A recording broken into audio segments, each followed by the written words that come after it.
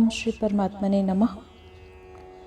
श्री भगवान कहते हैं लक्ष्मी से,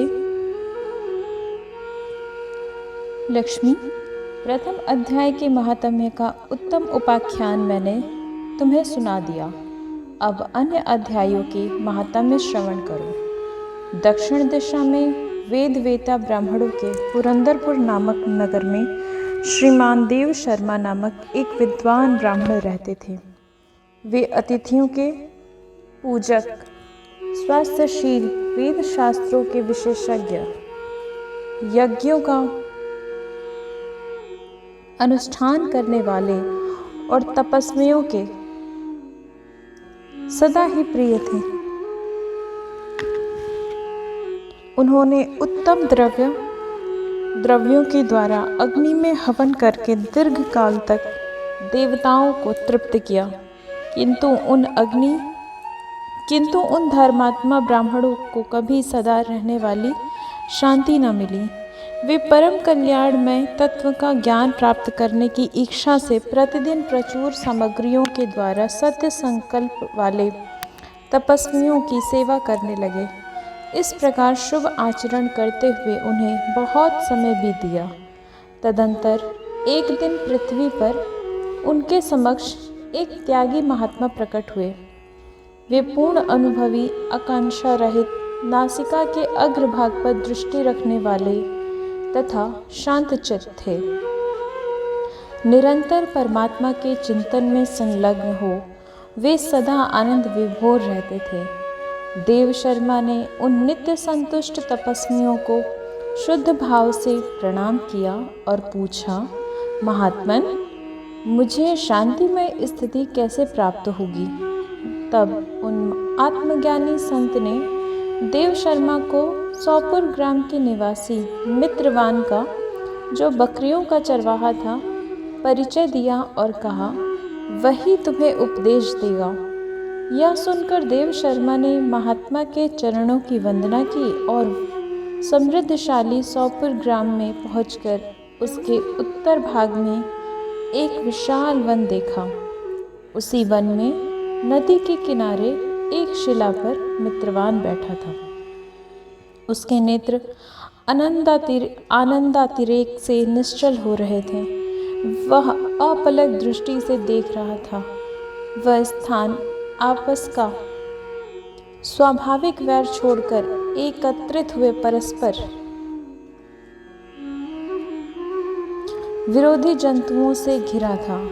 वहां उद्यान में मंद मंद वायु चल रही थी। मृगों के झुंड शांत भाव से बैठे थे और मित्रवान दया से भरी हुई आनंदमय मनोहारिणी दृष्टि से पृथ्वी पर मानो अमृत छिड़क रहा था। इस रूप में उसे देखकर देव शर्मा का मन प्रसन्न हो गया। वे उत्सुक होकर बड़ी विनय के साथ मित्रवान के पास गए। मित्रवान ने भी अपने मस्तक को किंचित नवाकर देव शर्मा का सत्कार किया।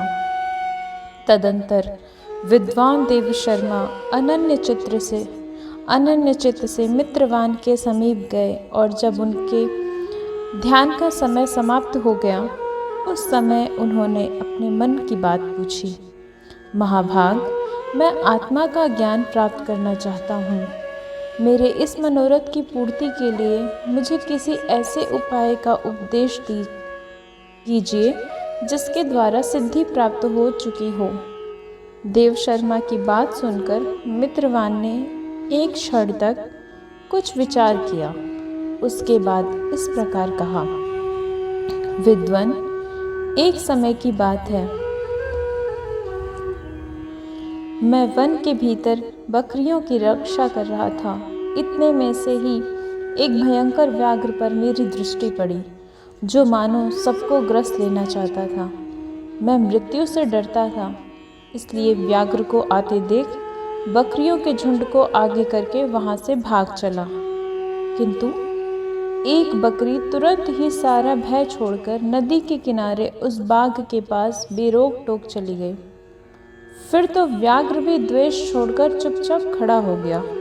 उसे इस अवस्था में देखकर बकरी बोली, व्याघ्र, तुम्हें तो अभिष्ट भोजन प्राप्त हुआ है।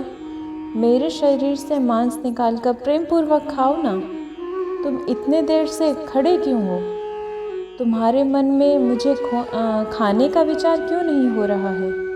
व्याघ्र बोला, बकरी, इस स्थान पर आते ही मेरे मन से द्वेष का भाव निकल गया। भूख प्यास भी मिट गई, इसलिए पास आने पर भी अब मैं तुम्हें खाना नहीं चाहता। व्याघ्र के यो कहने पर बकरी बोली, न जाने मैं कैसे निर्भय हो गई हूँ। इसमें क्या कारण हो सकता है? यदि तुम जानते हो तो बताओ। यह सुनकर व्याघ्र ने कहा, मैं भी नहीं जानता। चलो सामने खड़े हुए इन महापुरुष से पूछें। ऐसा निश्चय करके वे दोनों वहाँ से चल दिए। उन दोनों के स्वभाव में यह विचित्र परिवर्तन देखकर मैं बहुत विस्मय में पड़ा था। इतने में ही उन्होंने मुझसे ही आकर प्रश्न किया। वहाँ वृक्ष की शाखा पर एक वानर राज था। उन दोनों के साथ मैंने भी वानर राज से पूछा। विप्रवर, मेरे पूछने पर वानर राज ने आदरपूर्वक कहा, अजापाल, सुनो, इस विषय में मैं तुम्हें प्राचीन वृतांत सुनाता हूँ। यह सामने वन के भीतर जो बहुत बड़ा मंदिर है, उसकी ओर देखो। इसमें ब्रह्मा जी का स्थापित किया हुआ एक शिवलिंग है। पूर्व काल में यहाँ सुकर्मा नामक एक बुद्धिमान महात्मा रहते थे, जो तपस्या में संलग्न होकर इस मंदिर में उपासना करते थे। वे वन में से फूलों का संग्रह कर लाते और नदी के जल से पूजनीय भगवान शंकर को स्नान कराकर उन्हीं से उनकी पूजा किया करते थे। इस प्रकार आराधना का कार्य करते हुए सुकर्मा यहाँ निवास करते थे। बहुत समय के बाद उनके समीप किसी अतिथि का आगमन हुआ। सुकर्मा ने भोजन के लिए फल लाकर अतिथि को अर्पण किया और कहा, विद्वान, मैं केवल तत्व ज्ञान की इच्छा से भगवान शंकर की आराधना करता हूँ। आज इस आराधना का फल परिपक्व होकर मुझे मिल गया, क्योंकि इस समय आप जैसे महापुरुष ने मुझ पर अनुग्रह किया है। सुकर्मा के ये मधुर वचन सुनकर तपस्या के धनी महात्मा अतिथि को बड़ी प्रसन्नता हुई।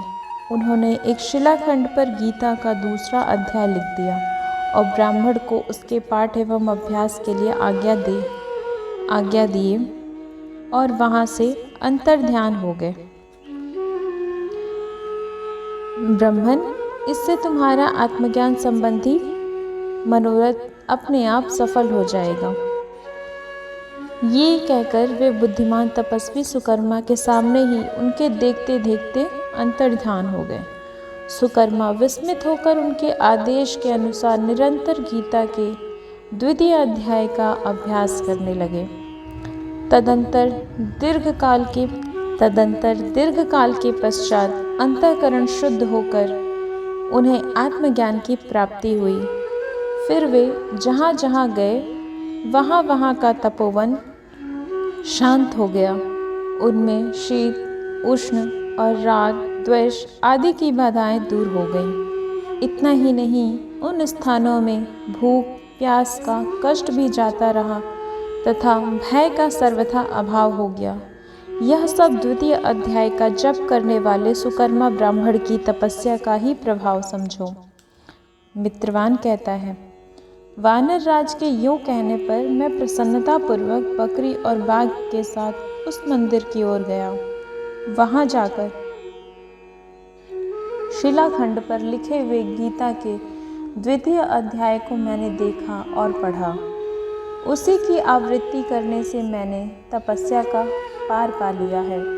अतः भद्रपुरुष, तुम भी सदा द्वितीय अध्याय की ही आवृत्ति किया करो। ऐसा करने पर मुक्ति तुमसे दूर नहीं रहेगी। श्री भगवान कहते हैं, प्रिय मित्रवान के इस प्रकार आदेश देने पर देव शर्मा ने उसका पूजन किया और उसे प्रणाम करके पुरंदरपुर की राह ली। वहाँ किसी देवालय में पूर्वोक्त आत्मज्ञानी महात्मा को पाकर उन्होंने यह सारा वृतांत निवेदन किया और सबसे पहले उन्हीं से द्वितीय अध्याय को पढ़ा। उनसे उपदेश पाकर शुद्ध अंतःकरण वाले सुकर्मा प्रतिदिन बड़ी श्रद्धा के साथ द्वितीय अध्याय का पाठ करने लगे। तब से उन्होंने अनवद परम पद को प्राप्त कर लिया। लक्ष्मी, यह द्वितीय अध्याय का उपाख्यान कहा गया है। इति श्री